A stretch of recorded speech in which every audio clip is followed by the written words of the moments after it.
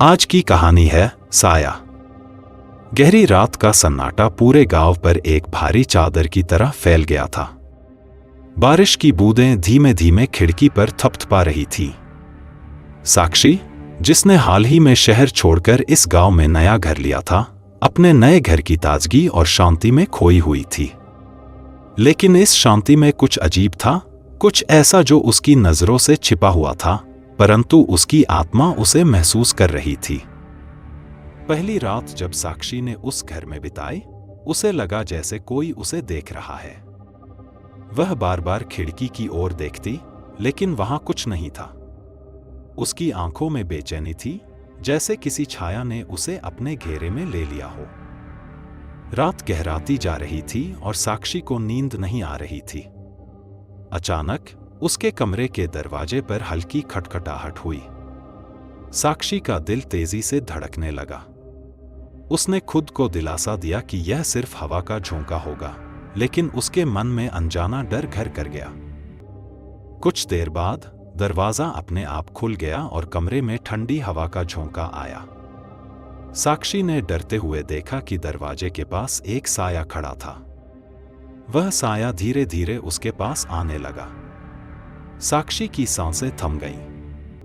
वह अपने बिस्तर में दुबक गई, लेकिन उसकी नजरें उस साए से हट नहीं पा रही थी। साया जैसे ही उसके बिस्तर के करीब आया, साक्षी ने डर के मारे आंखें बंद कर लीं। जब उसने हिम्मत करके आंखें खोलीं, तो वह साया गायब हो चुका था। उसने यह मानने की कोशिश की कि यह सब उसकी कल्पना का ही हिस्सा था। अगली सुबह साक्षी ने गांव के बुजुर्गों से उस घर के बारे में पूछा। लोगों ने उसे बताया कि कई साल पहले इस घर में एक महिला रहती थी जो अचानक गायब हो गई थी। कुछ लोग कहते थे कि उसके पति ने ही उसे मारकर घर में कहीं दफन कर दिया था। तभी से यह घर वीरान हो गया था। साक्षी के अंदर का डर और बढ़ गया। उसे लगा जैसे वह महिला उससे कुछ कहना चाहती थी। रात होते ही साक्षी को फिर वही साया नजर आया। इस बार साए ने उसके कान में फुसफुसाते हुए कहा, मुझे खोजो। साक्षी को यकीन हो गया कि घर में कुछ छिपा हुआ है। वह अपने दिल की धड़कन को काबू में करते हुए घर के नीचे बने तहखाने की ओर बढ़ी। तहखाने में घुसते ही उसे एक पुराना ट्रंक मिला। उसने उस ट्रंक को खोला तो उसके अंदर पुराने कपड़े, गहने और एक डायरी मिली।